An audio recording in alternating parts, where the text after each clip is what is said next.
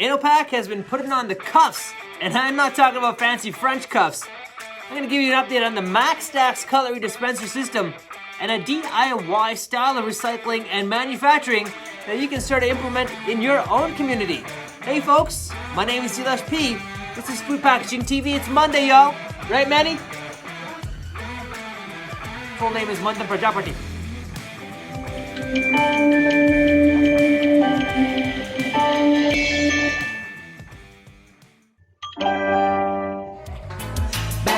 Bad boys, what you gonna do? What you gonna InnoPak, do? a company founded in 1992 in a basement office with a folding table as a desk. Now, how much more gangster can it get? Oh, a lot more. Because the peeps at InnoPak have come up with a set of cuffs you're gonna want to lock up with. InnoPak has just announced their all-new handle cuffs, the new innovative line of tamper-evident bag seals. Now, this packaging is easy to use and really seals the meal. So get this. According to a global news report, Terrence Fung, who owns a Thai restaurant, says that now delivery accounts for 50 to 60% and the rest is just takeout. And another study by US Foods uncovered that 28% of delivery drivers admit to taking food from a delivery order. And 54% of delivery drivers admit to having the urge to take food from a delivery order.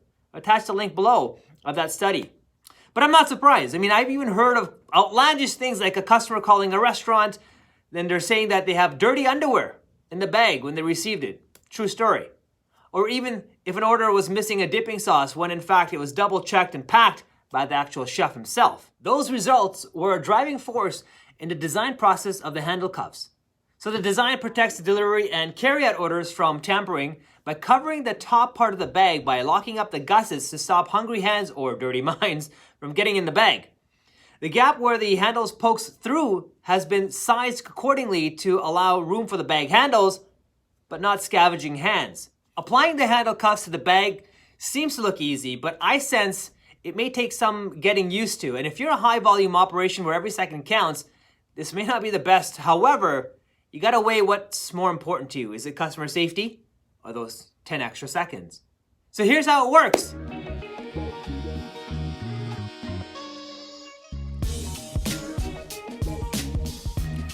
Poke handles through the opening in the middle of the handle cuffs and center the bag or center the tab on the bag. Remove the protective paper over the adhesive strips and firmly press the handle cuffs on both sides of the bag where the overlap occurs.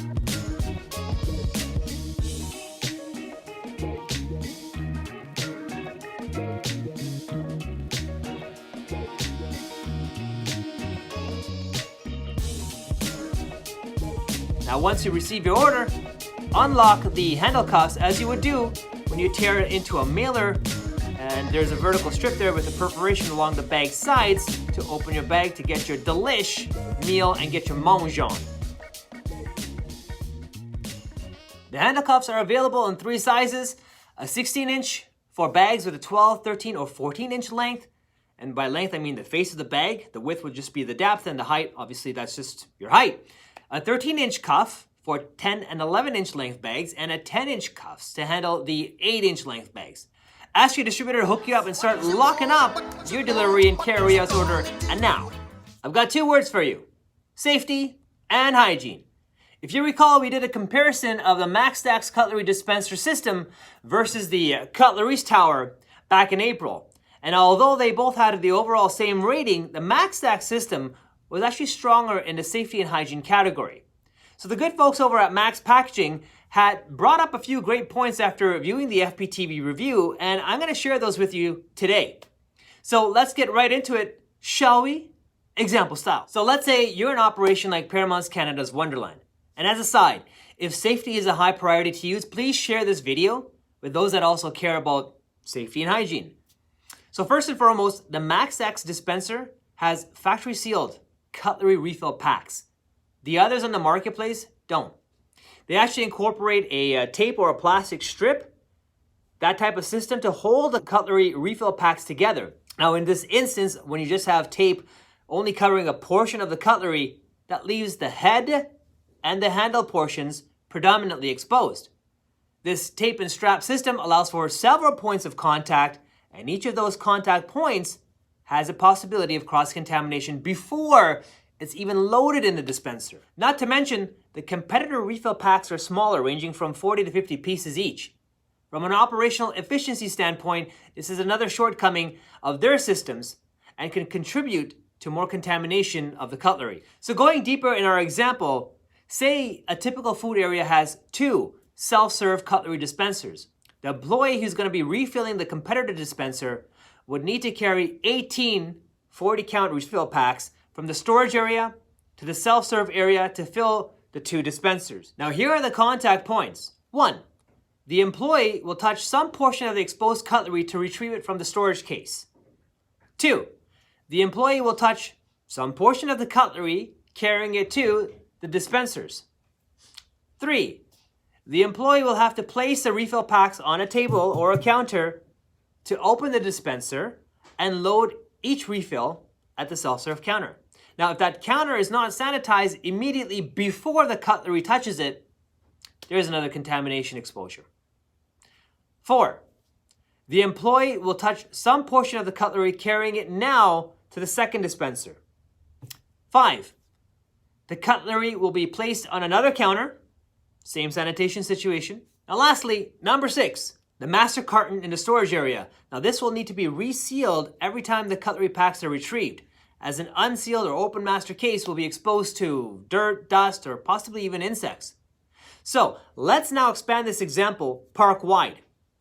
In this example above, we've identified at least 6 contact points to possibly have cross-contamination. That means park-wide, for every 100 dispensers in use, there are 600 contact points possible for contamination of the exposed competitive cutlery packs every time these dispensers are filled. And I assume they're required to be filled at least twice a day. So that means we have cutlery exposed to cross-contamination 1,200 times every day. Paramount Canada's Wonderland would need a safety training manual and provide training just to educate each employee of the procedures required to safely load dispensers. Even if the employee is properly trained to wear gloves, we still have the contact of the refill packs on a counter surface before loading them into the dispensers, and you still have to remember to seal the master case carton before leaving the storage area. Now, is this what Wonderland really wants? This MaxStaxx dispenser system will eliminate any training, but more importantly, this system will ensure safety and protection of each of your customers. A proper signage, quote, something like, "We care about your safety and protection. This dispenser is self-serve and safe. Our cutlery is sealed from the factory to you." Here's a demo on how to load the MaxStaxx Cutlery refill cartridge in their magazines. And something else that I found out.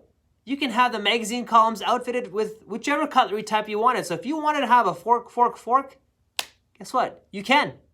Welcome to the MaxStaxx Demo. Check out this one full case of knives.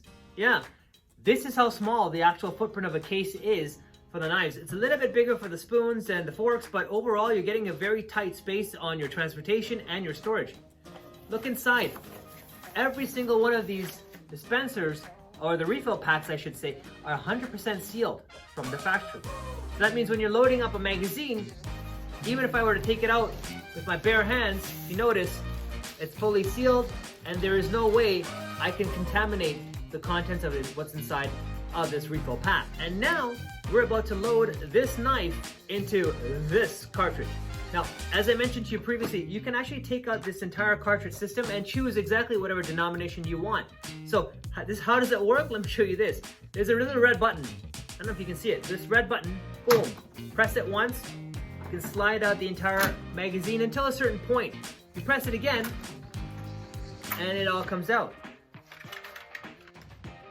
This red button over here is actually your primer. So when you are pulling out your cutlery, if it gets jammed, pull back on this guy to release your next piece of cutlery. So while I have this guy out, I want you to notice a few things. Number one, here's the red button I was telling you about to push down.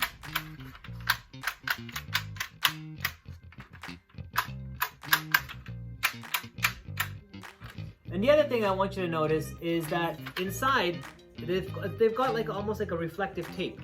I don't know how well you can see this, but there is a silver reflective, then it turns into red. And on top of this dispensing system, there is a little skylight, if you will.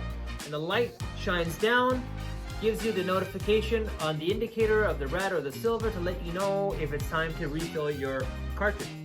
So let's go ahead and start refilling this guy. I'm gonna slide this magazine back into its cartridge. And once you hear the click, that means it's fully inside. So if I try to put it back in now, it's in, take it out, and it's gonna let you now fill in your refill pack. So let's go ahead and do that.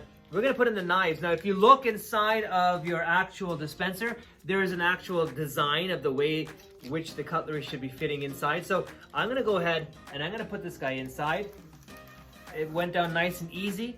So I'm gonna turn around to the other side so you can actually see how easy this is to kind of take off the plastic cover and put your knives back in. So let me go around. So on this side, it says, load the magazine, load the bag into the magazine, and pull the tab off. So let's just pull the tab off.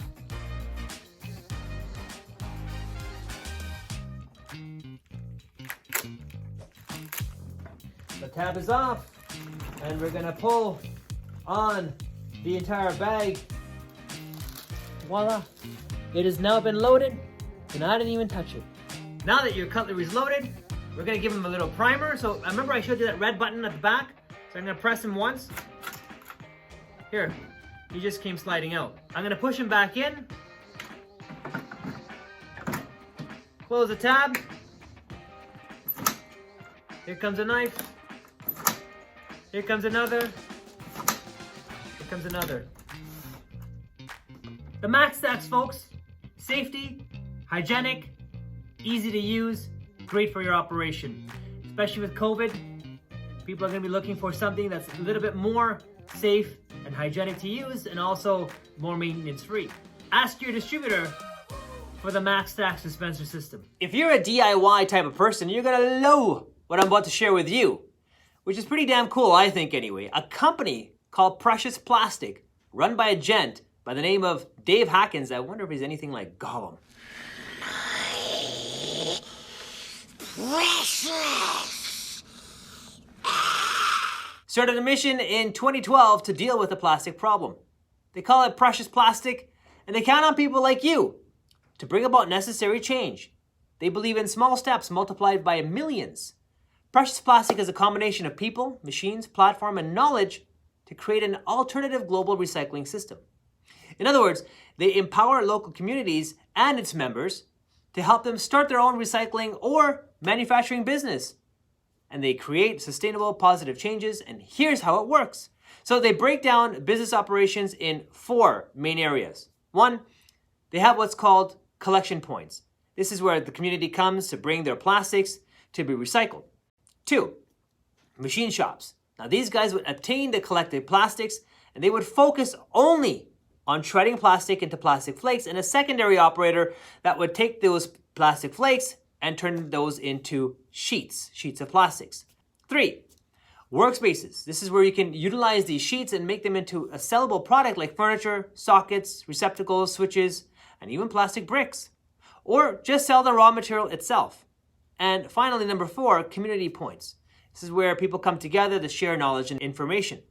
And to help everyone with their role, they actually created starter kits, which includes everything that you need to know in order to get started, from blueprints for the machines, floor plans for the workspaces, videos to get set up for your operations, and business plans, graphic materials, and a whole lot more. Not only do they have a model for recycling, but they even have a mandate to come up with alternative solutions for plastics, from orange peels, coffee grinds, and wheat bran.